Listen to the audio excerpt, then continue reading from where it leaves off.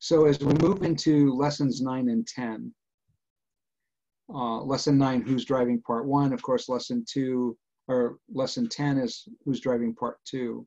And the difference is the emotional tracking graphs that we use for lesson 9, we're going to do one each day.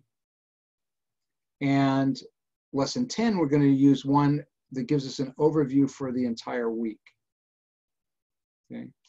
And there's a codicil in that, unless as you go through lesson 9, your emotional tracking graph looks like you're monitoring an earthquake, then you probably need to do one a day for the next week as well. If you have rapidly oscillating emotions, and you will find people who have been diagnosed bipolar have that going on often. So just be aware that it's not unheard of. It's not super common, but it's not really that uncommon either. So as we look through these two lessons, they're basically the same lesson. Think about how often you've heard statements like, follow your heart. If it feels right, it probably is right. No, probably isn't. Right? But emotions and feelings are given first place. The most miserable people I know are people who live their life based on their emotions. And like we talked about last time when we were going through goal 3, emotions are transient, they're unpredictable, they're unreliable, right? If you got a transient living in your neighborhood, are you going to trust that person? No. If you see a transient digging through the trash, are you going to give that person a wide berth, or are you going to walk right up to them? Right? Why do we give them a wide berth? Because they're unpredictable. We don't know what they're going to do. They can be completely crazy and start yelling and charging at us. So they could do all kinds of stuff. We have to remember our emotions are transient. And think about transients. They show up, they get what they want, and then they leave. They're not there to benefit anybody other than themselves. That's the same thing with emotions. Emotions have a role to play. They're what bring flavor to life. They're what bring dynamics into relationship, where it's not all monotone. So it's not a matter of not feeling, not experiencing the emotion. It's about relegating them to the right place. So as we go down through the lesson, it talks about there are a lot of things that we're faced with this side of Genesis 3 that God never intended. That's not part of his original design. Okay. Now we have the ability to cope with them, deal with them, but our tendency is to try to do that on our own. We don't go to God. God can handle those things. God can manage those things, but we cannot. And especially what I call the super burners. Okay. You've got anger, guilt, shame, fearfulness, anxiety, lust. Those are the super burners. You know, those are the jet fuel in a Volkswagen type things. Right? And remember, we only have so much emotional capacity for each day. Okay? So you get a good night's rest, you wake up in the morning, and you have an emotional capacity for the day. Well, if you get those super burners going, that capacity drops fast. And by lunchtime, you're exhausted. So when people are struggling with depression, a lot of times they're emotionally exhausted, because a lot of what passes for mental illness is actually emotional and spiritual problems. It's not a mental illness. There's something going on with you emotionally and something going on with you spiritually. And what happens is the world says, well, because this is so severe, we're going to reclassify it as something else. We're going to give it a label, and then we're going to give you medication to manage it. But again, that's us managing it with a man-made approach, not God's approach. Like the example I used in the lesson, we talk about anger, right?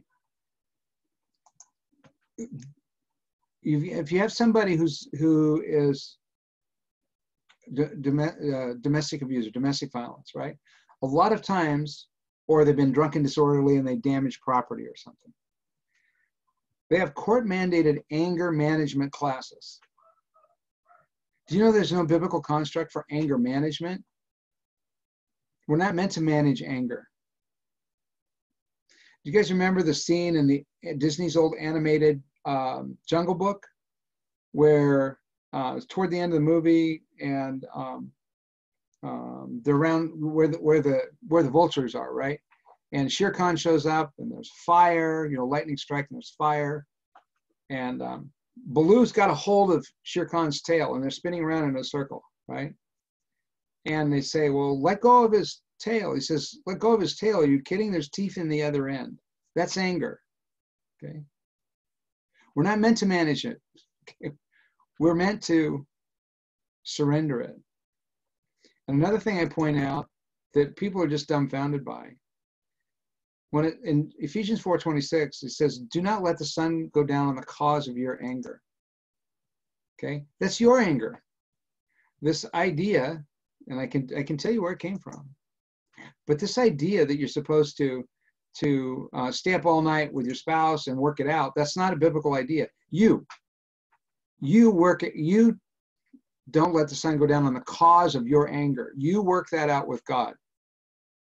Because the other person in your life is not the cause of your anger. Anger is an inside problem. And that's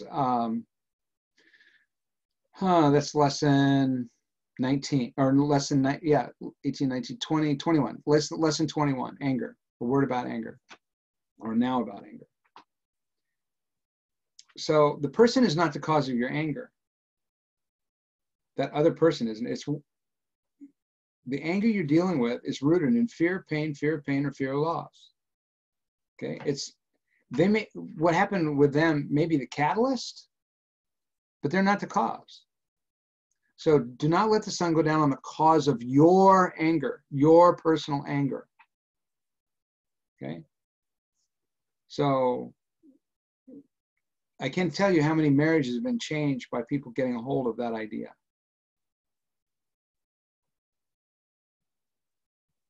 Okay. Now, again, we've got these super burners. We've got guilt and shame, right?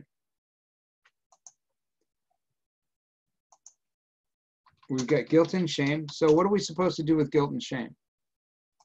Anybody?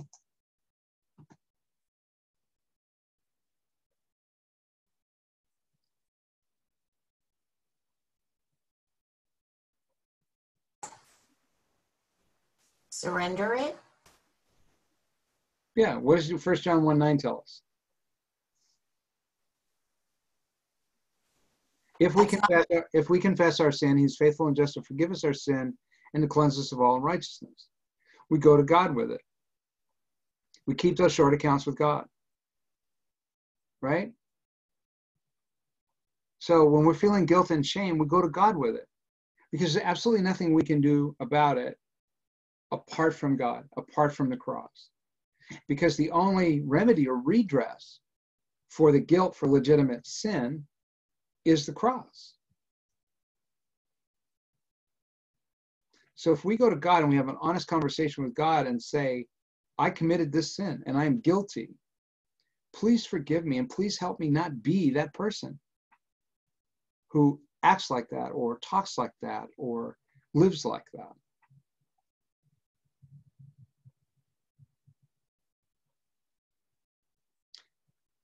That way, the legitimate shame that goes with that legitimate sin and the legitimate guilt that goes with that is surrendered to God, and we're cleansed and we walk forgiven.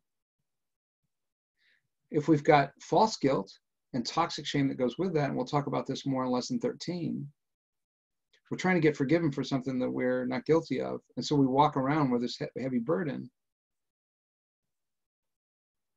We still have to go to God with that.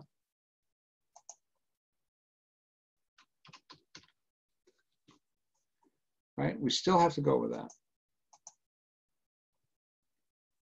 We still have to go to God with that. But again, we'll talk about it more. So we've got guilt, shame, right? We've got anger and fearfulness. And we talked about fearfulness and anxiety last time, right? And then there's lust. A lot of times people immediately say lust equals sexual sin. No. Lust is a passionate desire. It's a hunger. It's a craving to satisfy a God-given need in an ungodly manner or to an ungodly degree. We need relationship, right? Right. But stalking is lusting, right? We need food, but overeating is gluttony. It's lusting, right? We need intimacy, okay? But unhealthy intimacy is sin. And think about what James tells us in James chapter 1. He says, each one of us is lured away and enticed, and that's fishing term. Lured away and enticed by our own what? Our own appetites, our own passions, our own lusts. So lust usually has to do with the five senses, but not always. Because lust is a heart problem. Remember lesson 3, we've got the diagram where we've got the heart, we've got the mind, we've got the body.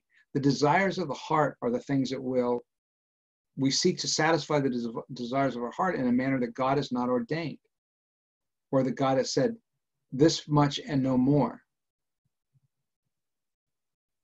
In this place, but not in any other place.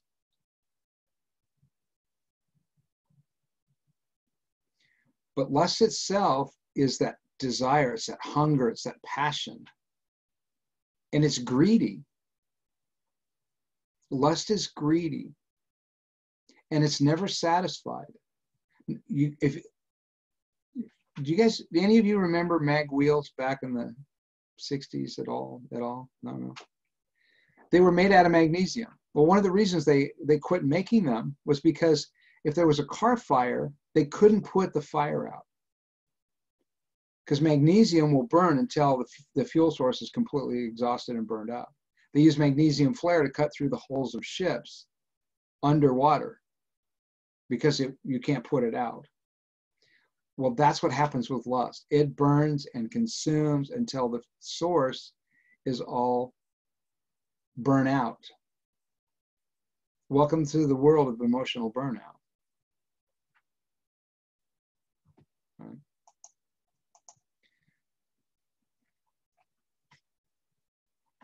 So the way to avoid all this is we go back to Matthew 6 and say, okay, God has provided all of the needs for all of the needs that I have.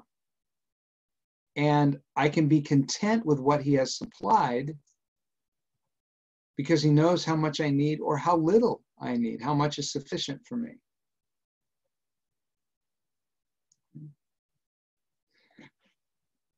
We can have things happen when we're growing up that can set us up for self-justifying, lustful behaviors and attitudes. I'll give you an example from my own life.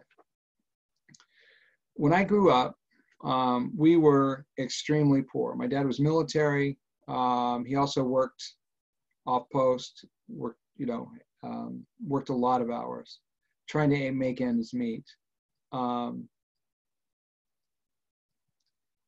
My mother one time asked what I wanted for dinner, and I said meat, because it was a rare thing for us.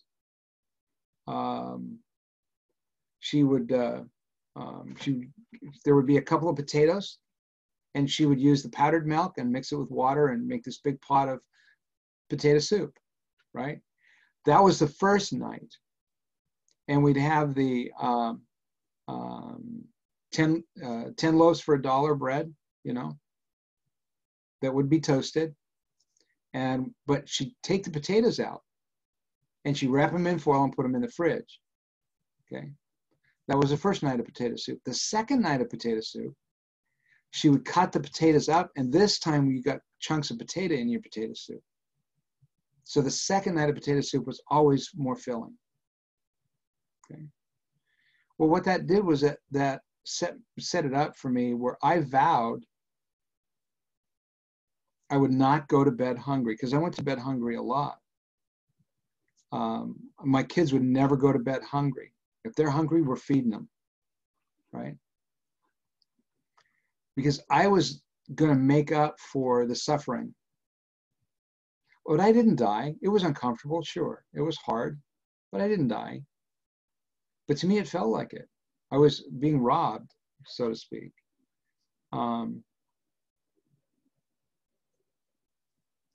So it actually set me up to justify, I mean, if I felt a little bit of hunger at night, I'm going to eat something. Well, what happens when you eat like 10 minutes before you go to bed? It goes to waste, right? And it just rides there for like weeks, right? But it also messes with your blood sugar. It messes with your metabolism, messes with all kinds of things. It actually makes you unhealthy. So I'm lusting after satisfying the appetites of my flesh. But it was justified because I was hungry when I was a kid. I don't have to be hungry anymore, so I'm not going to be. You see how that all, when you're sitting across from somebody who lives their life based on their emotions, you got that kind of stuff going on. Okay. Now there's legitimate emotional content to what we experience in life. All right.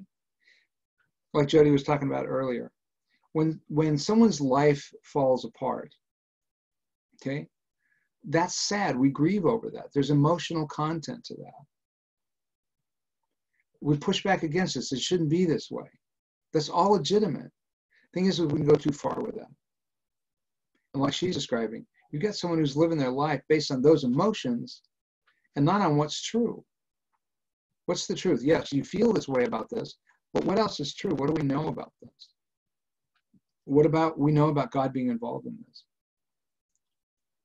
Even though there's sin involved, even though someone was willfully disobedient to what they knew was right, God is still involved. God is still engaged. We're not negating the feelings, the emotions that the person is experiencing, but we're reminding them that we can't let them be in the driver's seat, because that's how your life ended up in a mess. And it's why you're sitting across from me, isn't it? Right? So as we're going through and talking to people about the distorted emotions that end up driving our lives, and the reason that then we have to be able to bring those under control, and the only way to bring those under control is with the truth. Okay, there's all kinds of things that people get involved in to help themselves feel better, but it's temporary. I'm feeling really low, and I need to feel elevated. I need to feel high now. I need to get my emotions up. So what will help me feel better? But again, we know that those emotions are transient, right? So we're only going to feel better for a minute, and then we're going to crash again. And then we got to do it again. And the more we do that, the more emotionally unstable we become. Have anybody here know people who you can think of, but you just consider them emotionally unstable? Yeah. What's your relationship with that person like?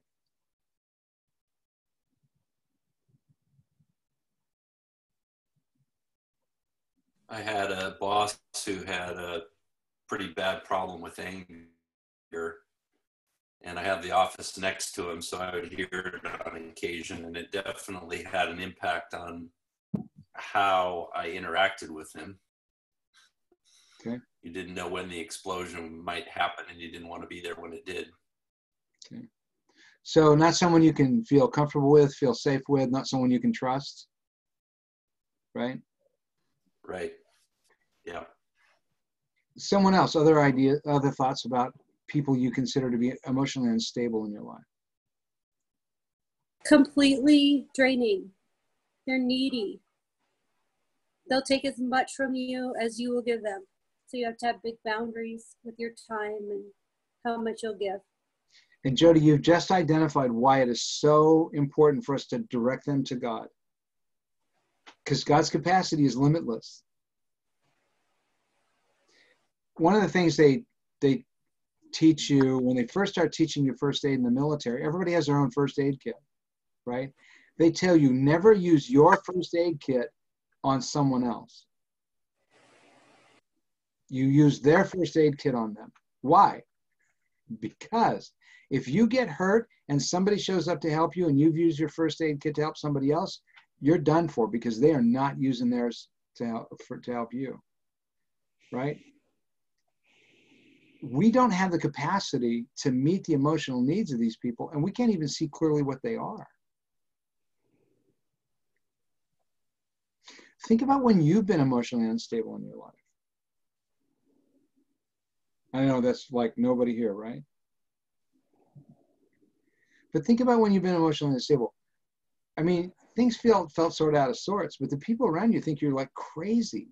What is wrong with you, right? You're fine. I'm coping. I'm managing.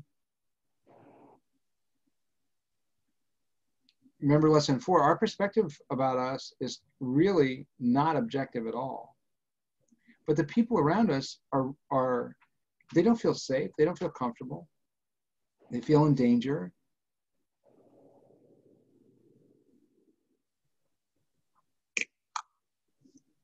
So we're talking about being emotionally balanced, emotionally stable. That doesn't mean our emotions are flatlined. Okay, it's not a matter of no emotion. It's about emotions, legitimate emotions, that, you know, the things we experience, loss of a loved one, loss of a job, flat tire in the morning. Those are all have a legitimate emotional content. They're disappointing, they're troublesome, all of that. The thing is we can't stay there. We say, yeah, this is what I'm feeling. This is what I'm feeling. But we have to get in a place of balance between what we're thinking, what we're feeling, and our connection with God. So are we talking to God? Lord, this really stinks. Are we laying that before God? Are we surrendering what's going on to God? Are we talking through that with God? Are we inviting God in to the situation? And that's usually what's missing for people who are emotionally unstable, people who live their life based on what their emotions are. Because remember, emotions, we feel emotions. They demand immediate attention, like a ringing telephone or alerts on your smartphone, right? We experience emotion. We don't feel the truth. We don't experience the truth. We understand the truth, and we can have an emotional response to the truth. But the truth has no emotional content. So it's not as demanding. It's not as demanding. So this is what I feel. Be honest, speak the truth about it, but this is what's true. Like Jody, what you were talking about earlier. Okay, yeah, this is what you're feeling about this, but where's God in all this? You're focusing on what's wrong. You're focusing on how you feel about it. Where's God in all this? Where do you see the God of the universe? Where do you see his involvement? Where do you see his care? Where do you see his connection to what is happening? Shift the focus away from the emotion.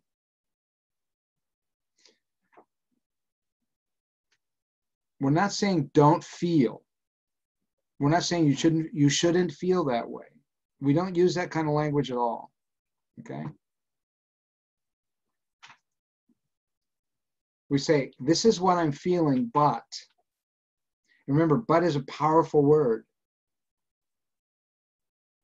This is what I feel, but this is what's true. This is what I can know. This is what I can count on.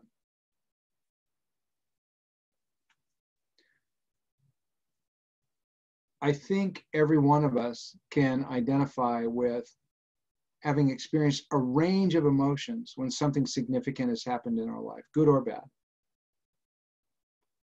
We've been hoping for something, the purchase of a house, or a successful surgery, or a job interview, or we've got a project at work and it goes well. There's a range of emotions that we'll experience around that, and in the negative, of course, as well. We're not saying don't experience those emotions. It's important, though, that, yeah, now that you've got this project approved, doesn't mean you're ready to run for the Senate. Doesn't mean you can conquer the world. It means this went really well, and you can celebrate that. You can bask in the win. But what we feel can't be allowed to define us.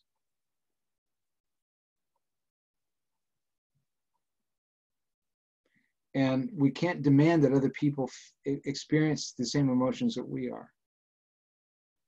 And you'll find that, like Jody was talking about earlier, but you'll find that in counseling situations. You'll find that in relationships. I can't even tell you how many times my wife and I have had a conversation along the lines of, well, it seems like you don't even care. It's not that I don't care, hon. It's just I don't care the way you do. Right? It doesn't impact me the way. Just, why doesn't it? Just, I'm made different. Yes, it's impacting you, and we have to give each other room. But understanding that just because I'm not experiencing the same emotions that you are doesn't mean I don't care. So we have to make sure we're not demanding other people to experience the same emotions that we are.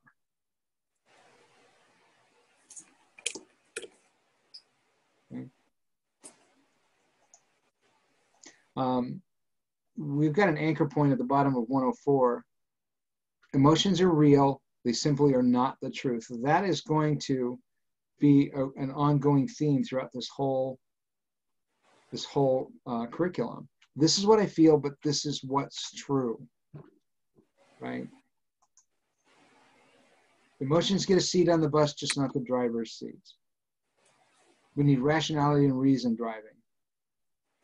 Doesn't mean emotions don't matter. Doesn't mean they don't get to be there. Doesn't mean they don't get to be involved. Jesus experienced all kinds of emotions, a range of emotions.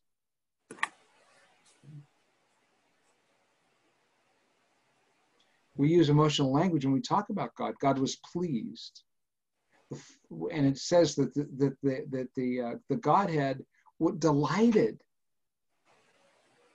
in being manifested in Christ. It says that in Colossians chapter 1. And the Father at Jesus' baptism, this is my beloved Son, in whom I delight. He says that at the Mount of Transfiguration as well. In whom I delight. That seems emotional, doesn't it?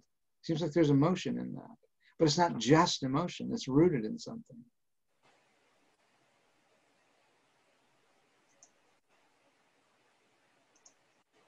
So emotions are real.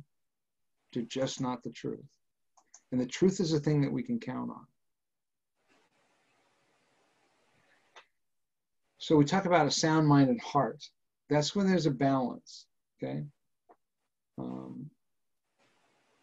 Mental, emotional, spiritual. It's all balanced. Okay? And if we're not in that balanced place, if we're not in the safe zone, we have no important conversations and make no important decisions because they're going to be emotion-driven. Have anybody here ever looked back and regretted a choice they made based on intense emotion in a moment? So you see from your own life why this is so important.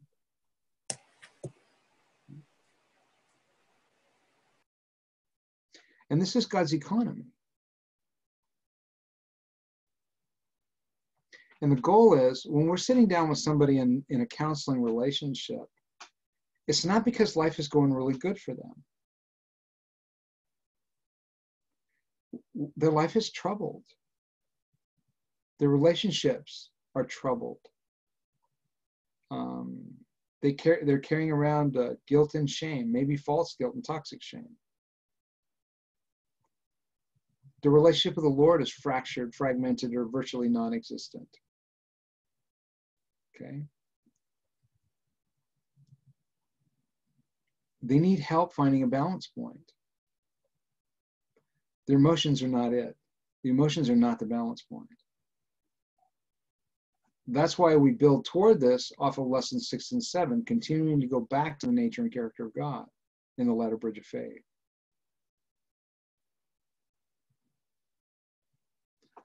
So like the examples we use in the lesson, you get up in the morning, right? And you got a flat tire.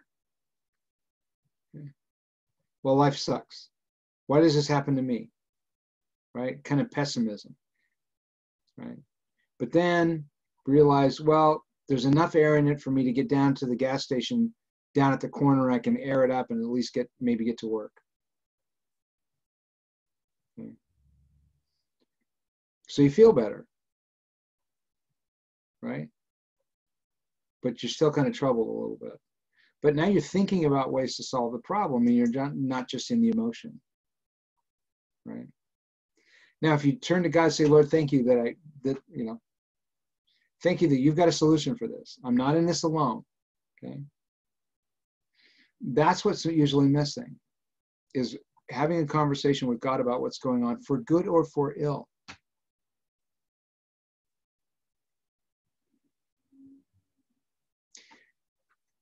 Get up in the morning, and when you went to bed, the weather report said it was going to be pouring down rain and in the 40s.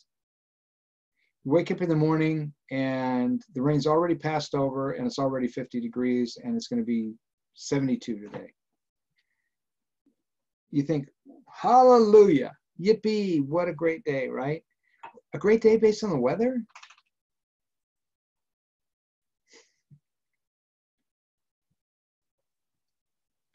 We can put so much emotional stock into circumstances that what's happening in our circumstances ends up running our life. That's what we want to help. That's why people are sitting across from us. The circumstances in their life have gotten to the place where they can't mentally and emotionally keep up with it all. They need some help. So when we take a look at the safe zone, we get on the high side, okay, we're really optimistic, okay? We can be proud, we can be arrogant, we can have all these, I'm all that, I'm the hero of the story. On the low side, it's the self-loathing, it's self-deprecating. We go from self-exalting to self-loathing, self-deprecating. And this is where being depressed or bitter or feeling animosity, agitation, just expecting the worst, right?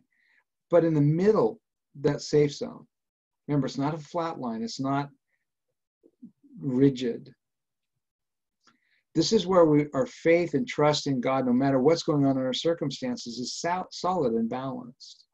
There's a calm, there's a confidence, there's a sense of peace about us. Okay? So our thinking, our feeling, and our believing are all in balance. Right? So we take a look at the features of emotional stability on page 107. The first one, I love this. The first one says that it's where our decision making is best and most in keeping with God's truth and His will. So in Deuteronomy 31:8, Joshua is getting ready to lead the children of Israel into 5.5 years of warfare to take the promised land. And Moses isn't going to be there. And God tells Joshua through Moses, it is the Lord who goes before you. He will be with you. Do not fear or be dismayed. He will not fail you or forsake you. So what that's saying is, no matter what your circumstances say, know that God is with you. He's in your corner. He's on your side. And even when things go against you, you will not be defeated. So we have God's peace in the middle of that. That's in the safe zone. Okay. The next one is when we're emotionally stable, we can think things through and respond instead of reacting. Reaction is emotional. Responding is logical, rational, reasoned. Okay. Instead of leaning on our own understanding, we go to God and say, Lord, what do I need? What do I need to see here? What do I need to understand here? Give me your wisdom. Give me your insight. Help me see and understand this from your perspective. That's in a safe zone. And the third point is that it's the quality God is looking for in his leaders. Like we were talking about earlier, if you know emotionally unstable people in your life, you're not going to want to follow them. You don't really trust them. They're not safe. They're not safe for themselves, let alone the people around them. So, as we move on to the keys to being stable, again, we commit to never making any major decision or having any important conversation when we're not in our safe zone. Okay? Sit still and be quiet. Sit still and be quiet if you're not in your safe zone.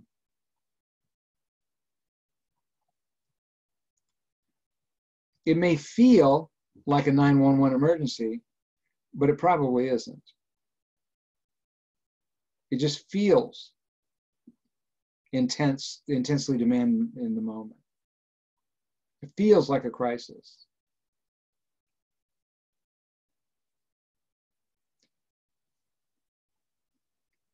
A lot of people get distracted by the demands of the immediate, and they don't accomplish the things they really need to accomplish. You know, they run around from one fire to the next, trying to put the fires out, when they're not really fires at all. They just feel like it.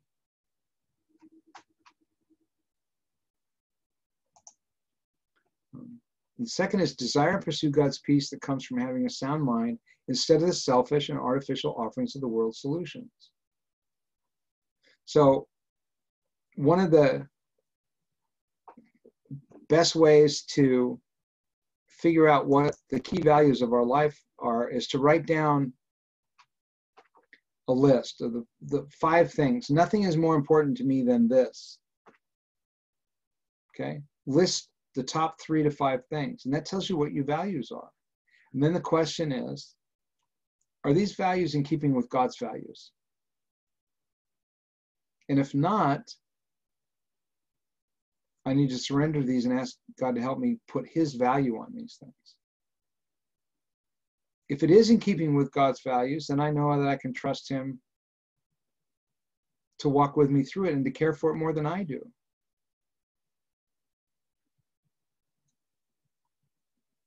And that doesn't mean bad things aren't going to happen. It just means that if bad things happen, God's got a plan beyond that. And the third one is do what you must to get surrendered to God and his truth as soon as you recognize that you're out of your safe zone. Okay? As soon as you notice you're out of your safe zone, say, uh-oh, I need to calm down and I need to turn to God.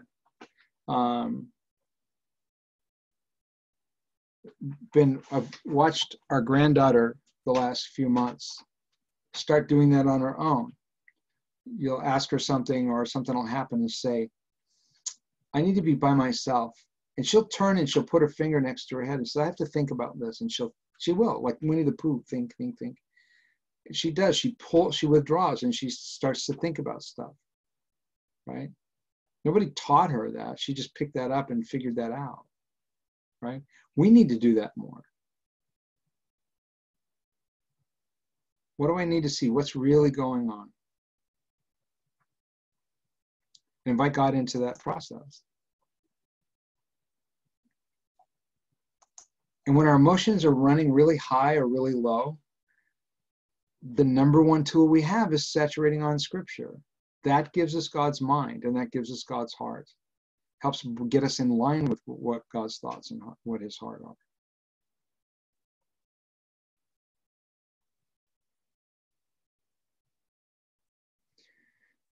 And even though the circumstances we are in are lousy, we can't let our circumstances determine what our walk with God looks like, how we regard other people,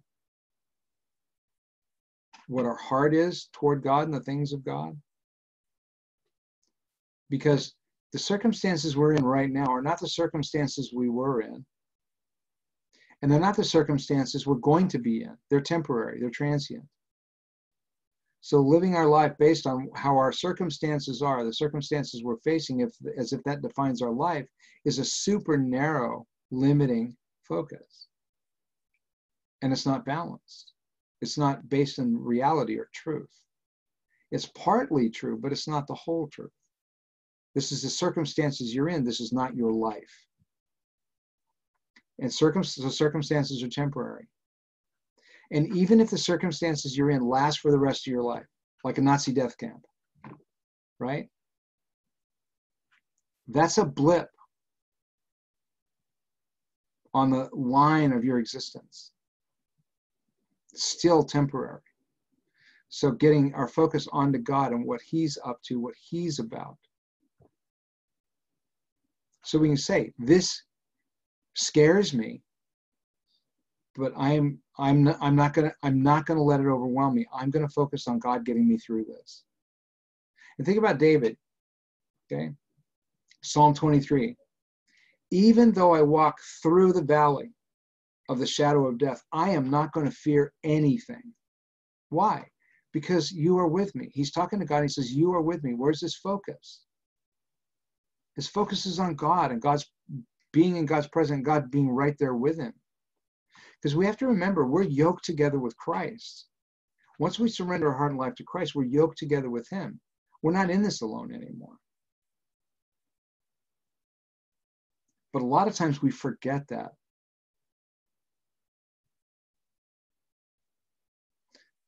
That's why having those rational statements to make, the reasoned conversations that we have with ourselves are so important. Okay.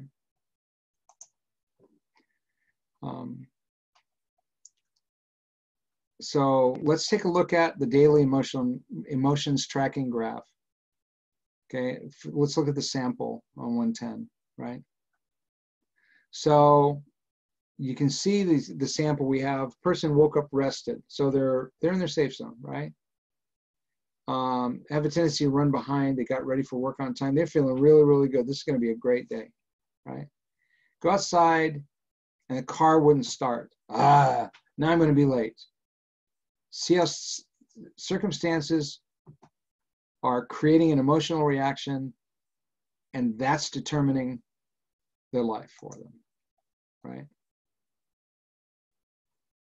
They got the car started finally, they got to work, and the first part of the day went pretty well. So they're in their safe zone, they got a flow, a rhythm going, things are good. Things are good, right?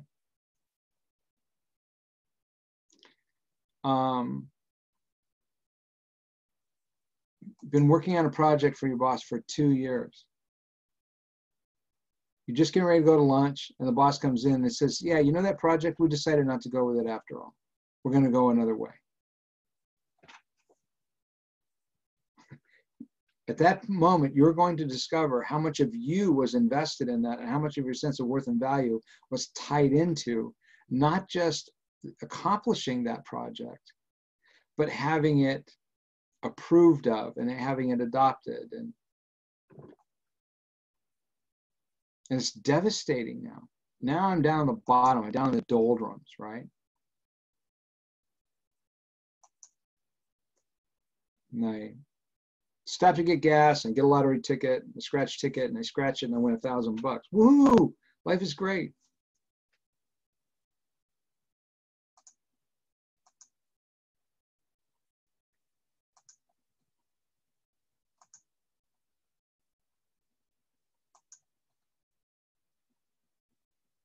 You see how the emotions are all volatile and how circumstances are having such a huge effect on a person's stability.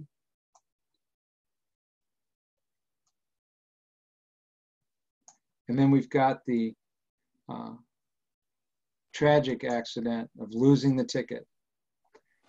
Driving down the road, singing, tapping it on the steering wheel, and it goes right out the window on the freeway. Ah!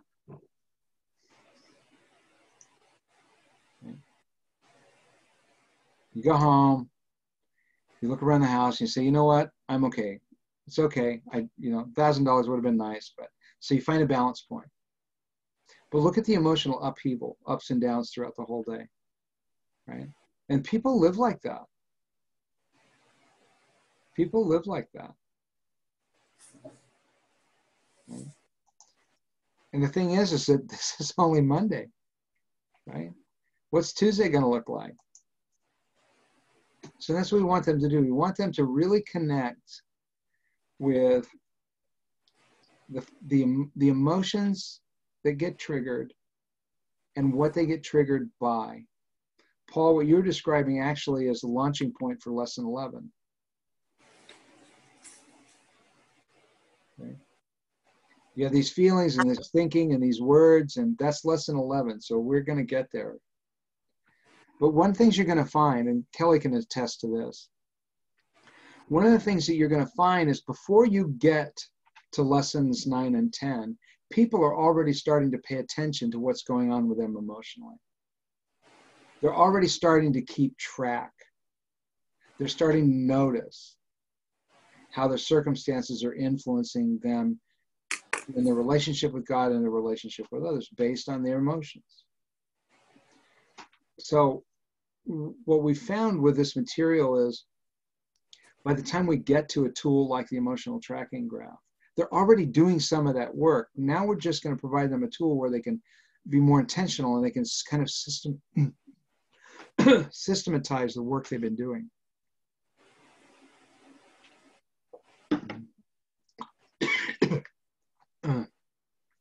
Sorry. And Kelly, I know that this is something you deal with a lot, helping people recognize what's going on with their emotions and how to handle them. So how do you, as a female counselor, how do you approach this effectively when you're working with somebody in a group or in a counseling situation, you're at this place? Very much as you said, they've already started noticing what takes them out of keeping their eyes on God, right? Matter of fact, that counselor I was just meeting with, she happens to be going into this lesson, so it's perfect segue. And already in our conversation, before we even started talking about lesson 9, coming out of the anxiety lesson, they start to recognize, well, what does give you fear? What are you fearful of? So that is a really natural segue to, okay, great. Now you're going to have a few weeks to concentrate on that in a really big way. I also have people, and I don't know if you talked about this before, but who are completely detached from their emotions. They don't acknowledge their emotions. They live in a pretty catatonic state. At some point, they've decided, yeah, emotions are not for me. So sometimes that can take a while. And I will give people early on, if I notice that's a part of their MO, to start tracking. So I make them get a little notebook, make 30 copies of it, and that's part of their daily routine while they're doing their other journaling. So, yeah. So, Chelsea, do you know where the spectrum of emotion is? Do you have it in your module 1 stuff? I have it. Did you say Chelsea? Yeah. I was going to have you send an email to everybody with that attached. Oh, sure. What was it? I'm sorry. I was eating a cookie. Everybody in this cohort. I know you've got it with module 1, right? I'll just email it to you. The spectrum of emotion, what we were just talking about. Oh, yes. Okay. Yes. Okay. I'll email it to you and you can email it out to everybody. But making 30 copies, one of the things too that I'll do is I'll have them laminate it. I used to have a laminator, so I used to do it for them. And have them get a wet erase, not a dry erase, but a wet erase marker, right? And they can just go through and circle or check or whatever the emotions, the adjectives that describe what they're, we actually had talked about the emotional tracking or the spectrum of emotion early on tonight. So It is a very handy tool. I know for me it was incredibly helpful because I had no idea. I had no idea about the emotional content of my life. I didn't have words for it because I didn't connect to it. I was like Kelly was talking about. You know what? I don't want to feel anything. So that's safer. That's better. The problem is you don't feel joy. You don't feel love. You don't feel any of the good emotions either. They're just shut down. I'll also use the relationship inventory sheet from lesson 19. Yeah. Sometimes the language in that one can be a little more, they're just different words, but if you can't find your spectrum of emotion, pointing them to that so they know they have it in their book is helpful. But I think the other thing I found in that is that besides just feeling angry, mad, it really helps them start to develop a vocabulary that is expressing what's going on for them, because by default, many people dump everything into anxiety because they don't know how to define what's going on for them. Yeah, that's true. Very true. Yeah. And like we were talking about, there's very legitimate emotional content to the things we experience in life. And if we're not allowing ourselves to connect to that emotional content, we're not living life honestly. Okay, we're not really trusting God to carry us through life, to walk with us through life.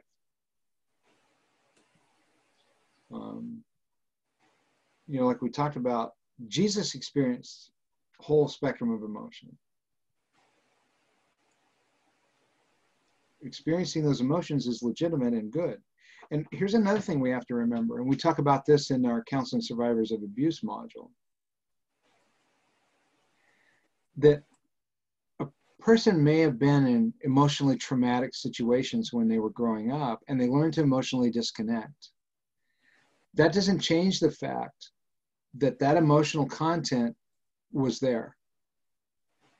And just because they weren't awake to it doesn't mean they weren't impacted by it. And what happens, we kind of liken it to, you know, going to the dentist and getting, Novocaine in your mouth, right? You don't know until the Novocaine wears off that you bit your tongue or chewed up the inside of your cheek because you couldn't feel it. But the damage was done. That's the same thing when people emotionally disconnect and emotionally shut down. They're still impacted by that. That emotional content is still there and they haven't experienced it yet. So a lot of times when people are doing healing work, they're flooded with emotions that they're unfamiliar with. They don't know what to do with them. They can't even identify them.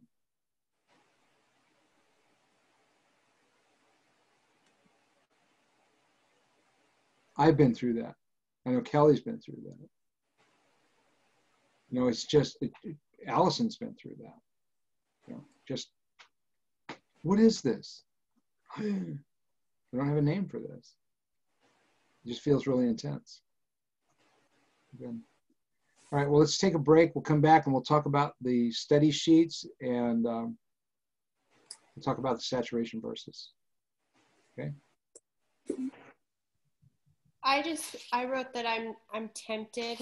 I mean, and I've been through this a couple of times so I've had to work through this. There's been majority of my life made decisions from an unstable place, whether feeling really low or then feeling really optimistic and really energized and wanting to do too many things.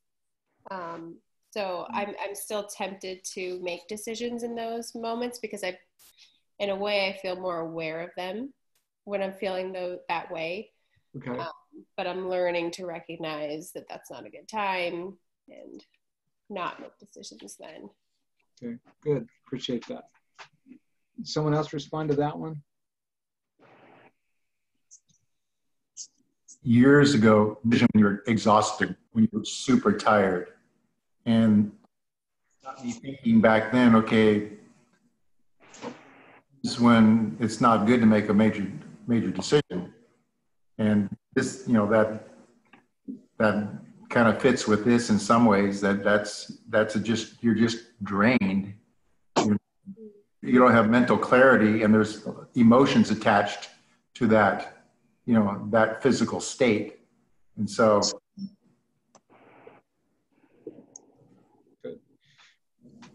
one of the things that's important about this reflection when you're going through this with someone is this gives you an opportunity to see how self-aware they are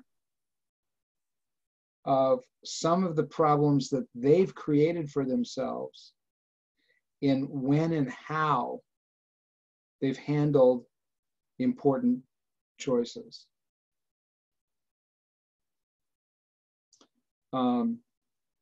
Sitting and counseling post-abortion, okay? Rationality and reason wasn't driving, that was raw emotion driving that decision, okay? And if you've done your homework and you're data gathering and you're interviewing and you're talking through things, this has been something that would have come up. If they don't bring it up at this point, that's your opportunity to bring up something that said, well, we'll talk about the day you made the decision, the final decision to go ahead and follow through on the abortion. Let's talk about what was going on with you that day. And suddenly they'll say, oh, they'll recognize. And it's not that they didn't know it, it's just they haven't connected. Some of the more significant decisions they've made that have had the greatest impact on their lives. So this is a tool, obviously, for them, but this is a tool for you as a counselor to be able to hopefully have been paying attention, taking good notes along the way, knowing that this question, this reflection is coming, and being prepared for that.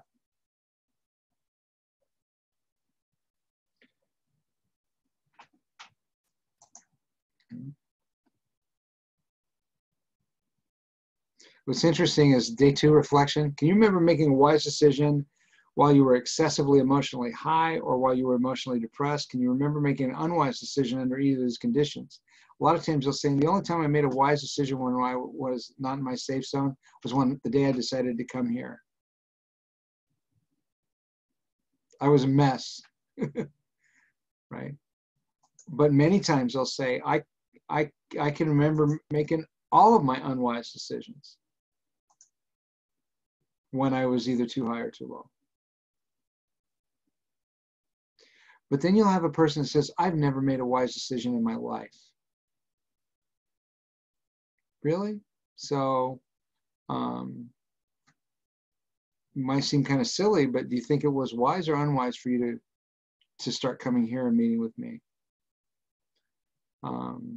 What about the job you have? Was it wise or unwise decision you made to accept that job or to stay in that job, or, kind of walk them through some of the decisions that they've made? Was that a wise decision or unwise decision? What qualifies it as wise or unwise? Well, things haven't gone well.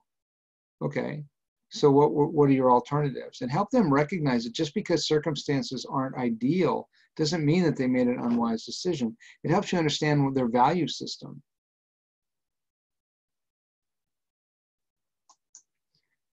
Is it about a toil-free, painless life?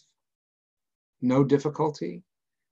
So I made this choice and it's been difficult. Okay. And does that really mean it was unwise? Maybe it was. Maybe it was. Maybe it was unwise. But we don't want to automatically qualify it as unwise just because things didn't go well, right? Another thing to keep in mind when you're going through these, and if you're not familiar with the additional study passages that are in the material, it's really important for you to be familiar with the additional study passages so you can bring those into the conversation. Like for reflection 2, you've got 1 Samuel 12:21. And it's part of Samuel's conversation or his final speech, and he's telling them, look, it's really important for you to present yourselves to God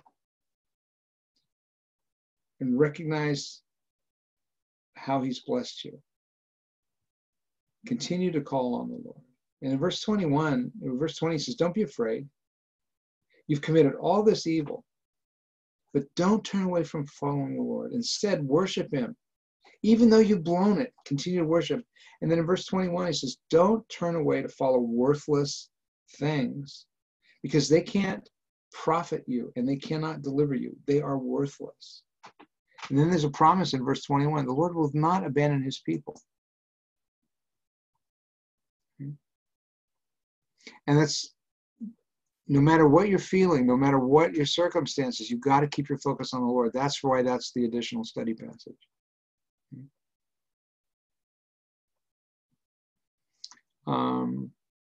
The day 3 reflection, anybody respond to that one? Why would it be foolish to make important decisions or have important conversations when we are emotionally too high or too low? We're not thinking straight. Yep. This is what I call the knucklehead zone. I guarantee you, if I'm too high, emotionally too high or too low, I'm going to be a knucklehead.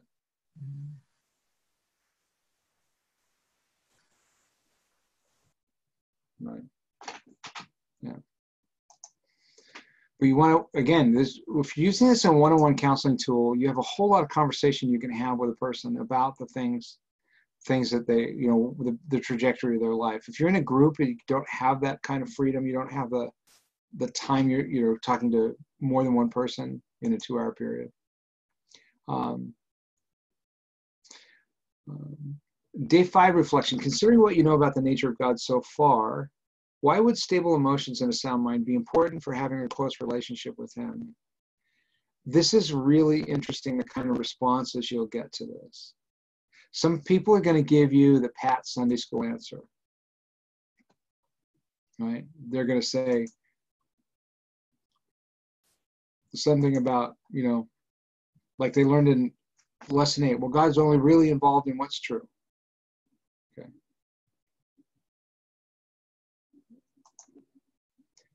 But why do you think? Why do you think stable emotions and a sound mind are important for having a close relationship with God?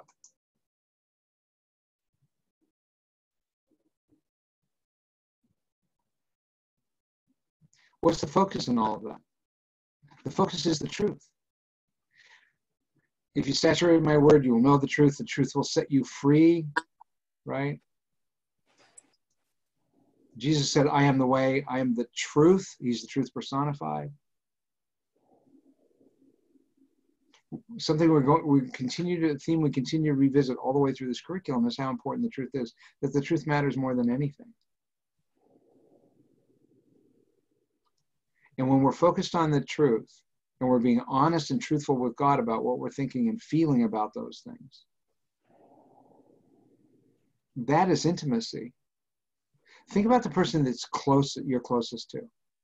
Think about the person that you feel the most comfortable sharing the stuff of your life with, the things that maybe no one else is privy to.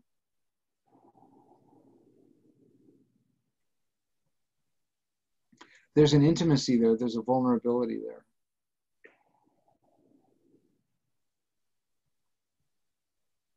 We need that with God. We need to be honest with God about what we're thinking and feeling. That's what Philippians 4 verse 6 is about.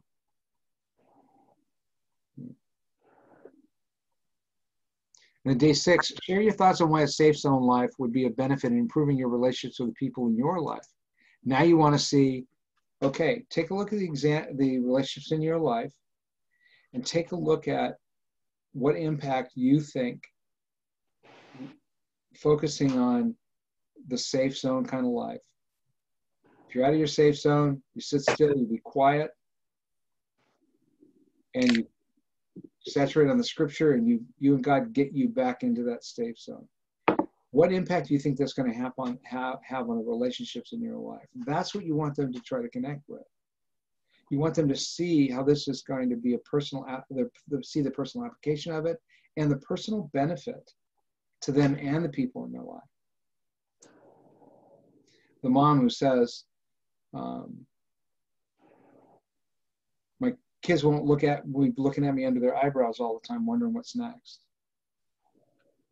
I had a mom say that to me once. Warren. Yeah. I don't know if I'm picturing this right, but I'm thinking like with my friend and how our conversation has gone, that I like to stay in the safe zone. And when I get out of it a little bit, I like self-regulate to get back to where I think I'm good. Mm-hmm. And so that's what I try to do with other people. So come on, you're too high, or come on, you're too low. Like, and she doesn't like that I'm not going outside of it with her. Yeah. You have to be a little patient with that. You can't, you can't jerk them back and forth, up and down. You need to coach them and encourage them. Right. So what I'm kind of saying is like, I understand, like I can correct and I can take the admonition to empathize, like we were talking about at the beginning, and I want to be able to do that. Yeah. But at the same time, like maybe it's a sign of emotional health that I stay more in a safe zone with those emotions. It can be. It can also mean that you're allowing yourself to connect with certain emotions and not with others. So the ones you can manage and regulate, you connect with, and other ones you just don't because they're too much trouble, too unpredictable. And does that need to be forced? Is that like, oh, you need to? It's not honest. So that's what you say. Okay, Lord, if there's someplace in my life where I'm not connecting with a legitimate emotional content of what's going on in my life, help me be more honest about that. Help me be more open to that. Help me be more vulnerable to that. Because we can be in that mode where we're actually self-protective in that, and we're not really allowing ourselves to walk through turmoil and experience the legitimate emotional content of that turmoil. Okay. Jesus knew he was raising Lazarus from the dead. Come on, he knew he was breaking up that funeral. But it still grieved him, the sadness that the people he loved were experiencing.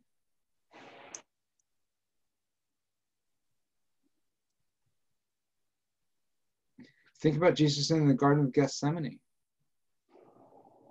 That was a torturous night, torturous hours, battling against what the thoughts and emotions that he was having about this, pushing back against this idea.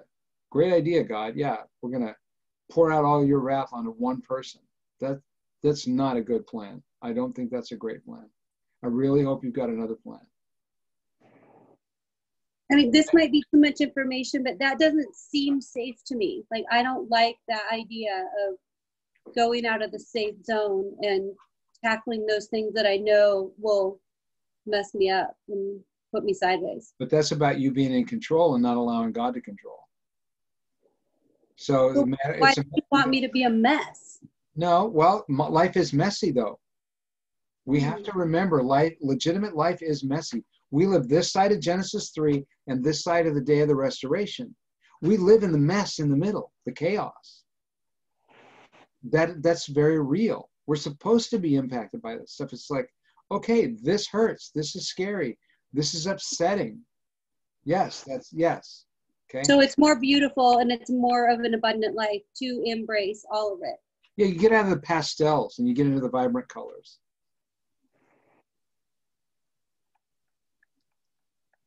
It's not just vanilla or chocolate anymore. But they're pretty good. Vanilla and chocolate. Yeah. Yeah. You can eat styrofoam and drink water and feel very, very full, but you're going to starve to death. Okay. Can I make a comment on that, Warren? Yeah, go ahead, please. So it's so interesting because we can become very apathetic to what another person's going through. And one of the greatest gifts that God gives us is being able to be in community, heal in community, because somebody's just walking through it with us. And we have to be careful. And I say this now because I'm probably, strangely enough, a little more apathetic than I was 7 years ago. And I have to be careful to consistently keep that in front of God, that my heart will break for what breaks his, right? So that I'm not minimizing or dismissing what somebody else is going through that he's asked me to walk alongside.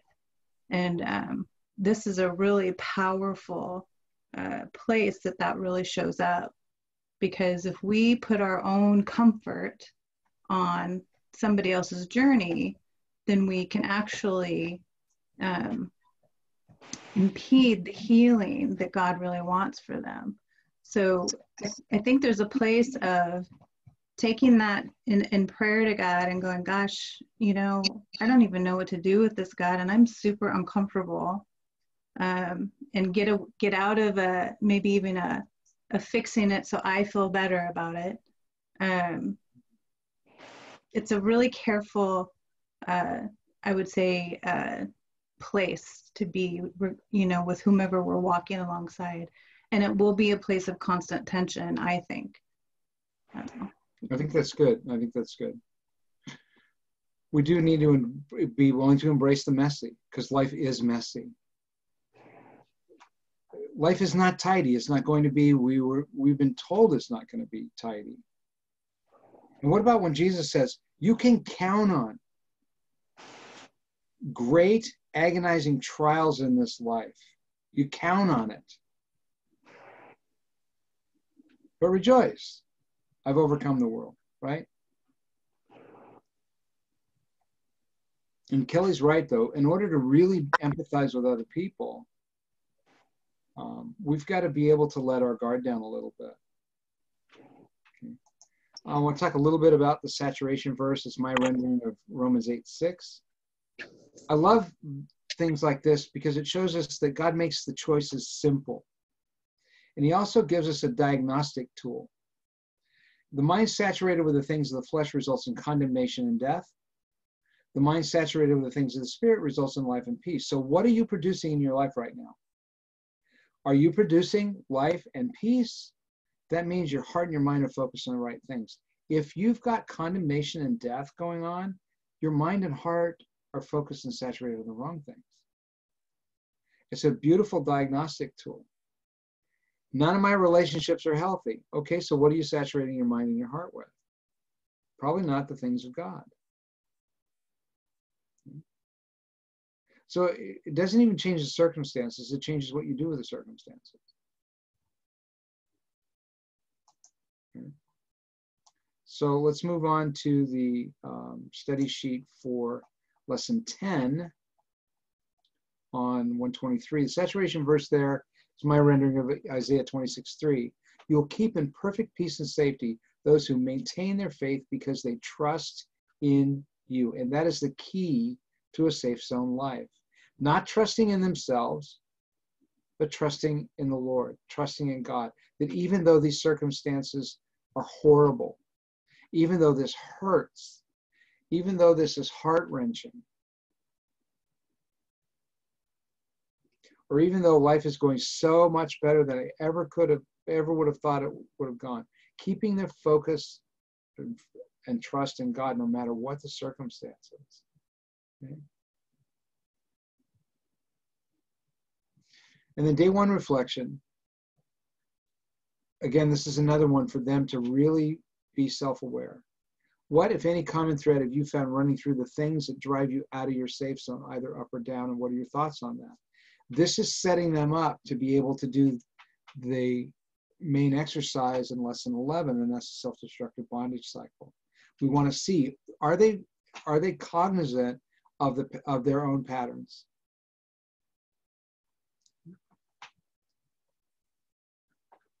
And then for reflection 2, we're going to, so let me ask you this. Who responded to day 1 reflection in lesson 10?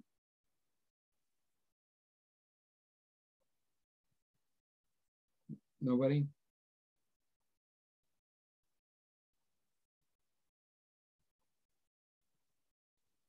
You froze up on me. Could you ask the question again? Who responded to day 1 reflection in lesson 10?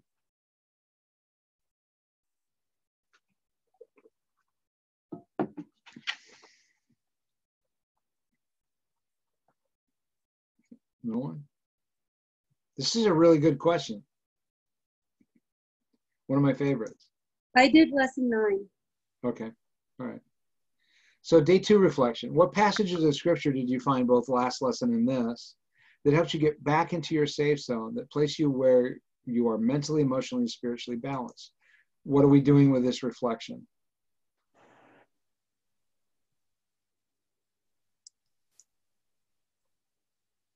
I think we're trying to see if they're going back to the word when they're struggling with something and back to God. Right. And we're also hoping that they're going to have an emotional connection to that experience, that they're finding strength and reassurance and hope in that, that they're finding something to celebrate in that.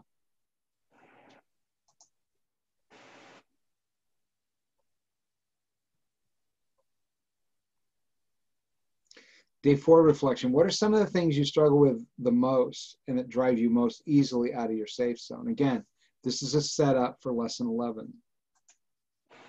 You want to pay attention to the responses to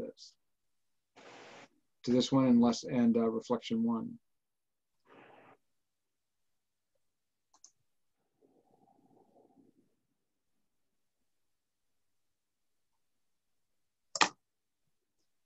And then the day 5 reflection, considering what you know about the nature of God, why would it be so easy sometimes to forget what you know and surrender to the emotional triggers? And hopefully, by this time, they're able to really articulate the battles and the struggles that they face with their own mind and emotions. That sets them up for the self-destructive bondage cycles that we're going to talk about in lesson 11. Here I am again. I always end up here. It always turns out this way. Why is this? Why can't I seem to get this right? That's what lesson 11 is like. These 3 reflections, 1, 4, and 5, are shifting really helping us do a not a diagnosis, but setting us up to be really aware, not just of the negative, destructive patterns we get into, the second nature stuff like we talk about in lesson 3, but the why. Because when we're able to understand what's happening in the why, it's so much easier to put that off and put on the healthy pattern in its place, which is lesson 12. Warren, can I inject something here? Sure. I love the way that that question is articulated because it really does a check with the person you're walking alongside to see, are they really starting to see very much what Chelsea was saying? Are they going back to God? Do they really believe in the nature and character of God? What have they learned in that journey so far?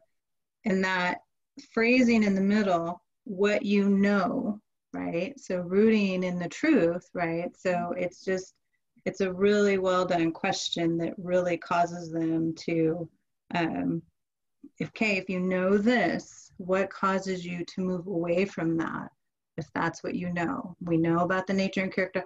So it really is a great pivotal question to go, I'm still not trusting this part of God. Mm-hmm. And they might have to go back for a while and keep saturating on that piece in their latter bridge of faith. Or so it's a really cool pivotal question before they get into lesson 11 and 12. That really helps you kind of get an idea of where their faith next stepping stone is, I guess. That's good. That's good.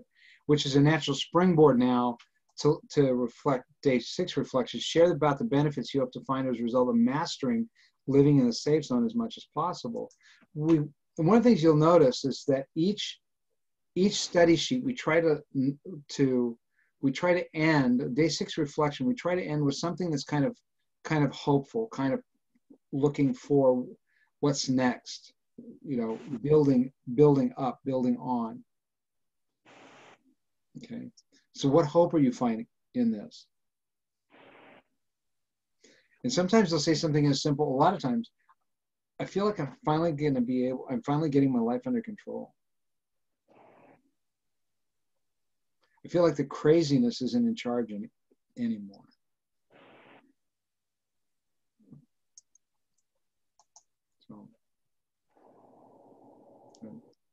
So, last little bit, that's all I have on this. Your thoughts and questions on this?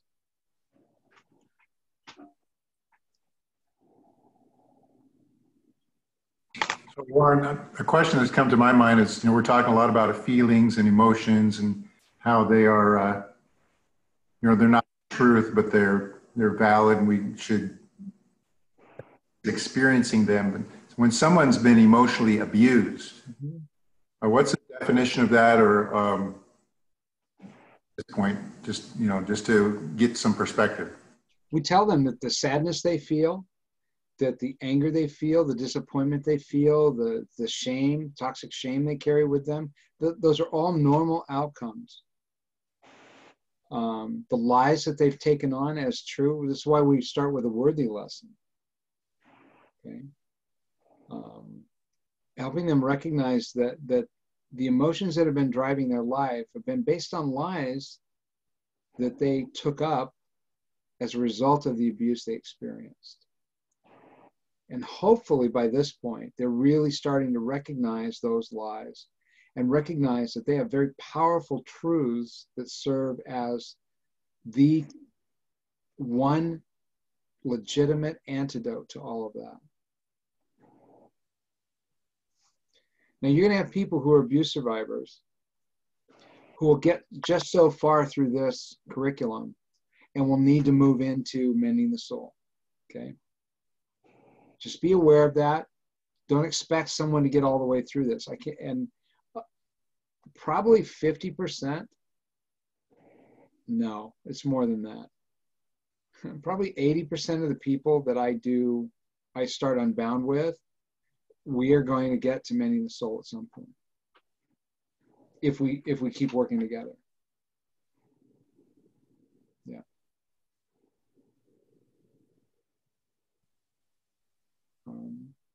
I've got 2 people I'm right now walking through behind the veil with because of the circumstances they're coming out of or they're living in. They need to be able to understand what's happening to them, recognize it well enough to be able to start putting a stop to it. But we're not going to stay there very long. And we are going to have to get into Unbound because they've got to start believing the truth about themselves. Okay. But they're not even really sure what it is they're dealing with. They don't have language for it yet. But getting them to understand the nature and character of God and what that means for them as being created in His image and then having surrendered their heart and life to Christ. That's absolutely foundational to any healing they're going to experience.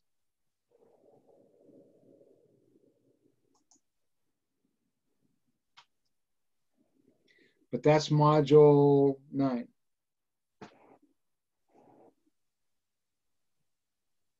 So next winter.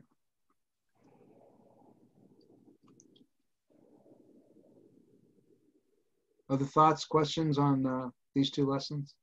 What we've talked about tonight?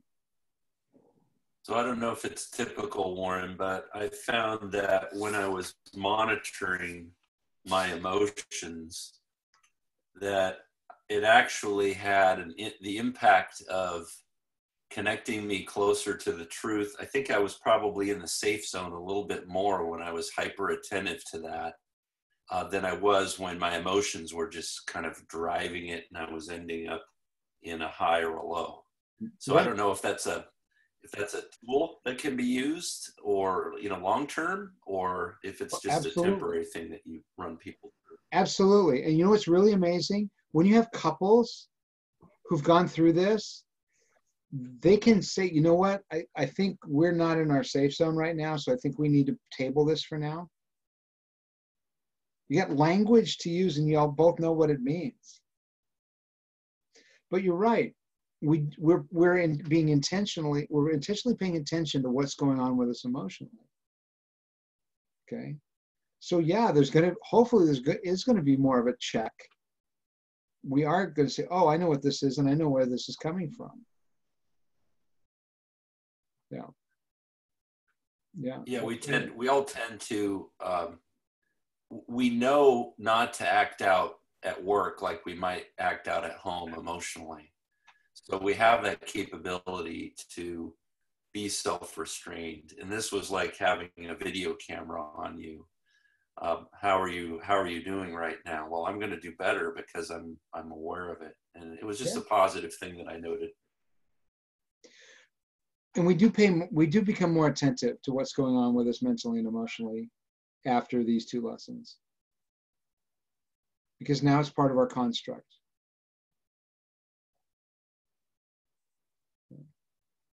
And I'll say too, Tom, that what you're describing is we know we want to be obedient to what God's truth is. And when we have a solid foundation, it's part of the reason that we begin with Unbound when we know that somebody's come from a pretty significant trauma past, because they don't know how to become obedient to God's word because they haven't experienced that as a foundation.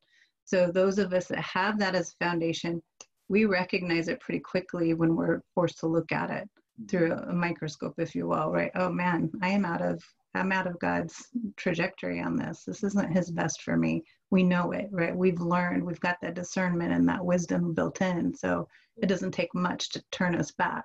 And that's what we want for people that we're walking through with Unbound. Yeah. Mm-hmm. Yeah. This kind of work is the really messy work.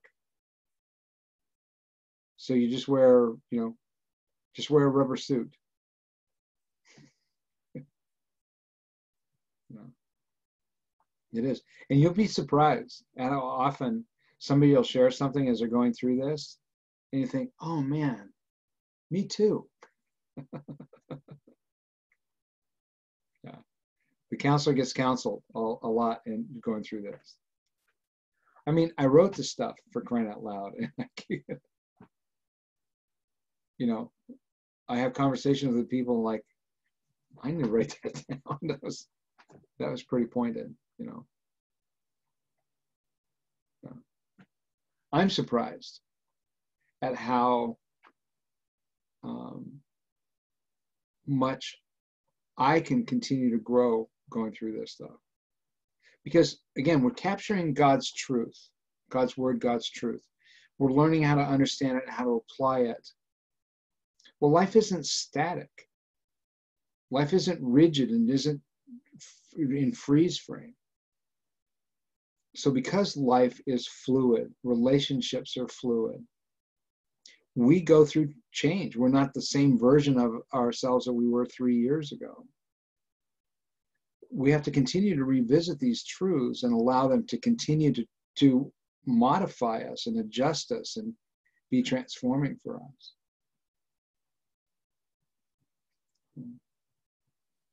It's good. Well, I don't have anything else.